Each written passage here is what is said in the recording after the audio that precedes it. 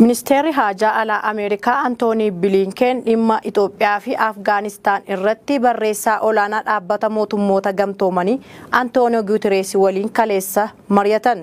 Qondaalonni lameen dhimmoota barbaachisoo addunyaa ta'an irratti mari'atan keessaa dhimmi Afgaanistaaniif waraana kaaba Itoophiyaatti hammaataa dhufe dubbii ijoo ture.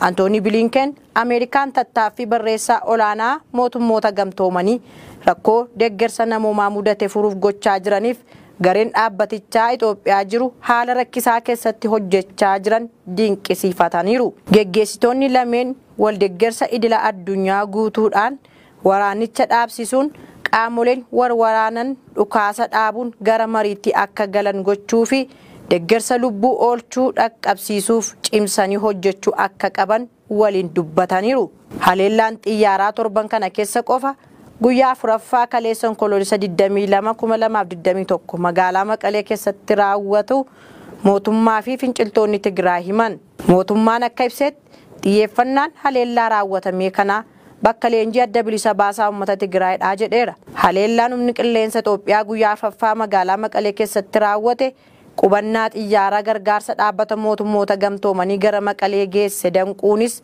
gabaafameera. Ta'ii kanaan wal qabatee dhaabbatichi balalii tajaajila deeggarsa namoomaa Finfinneetii gara Maqalee godhu akka dhaabu dubbi himaa mootummoota gamtoomanii Isteefan Dujaarik himaniiru.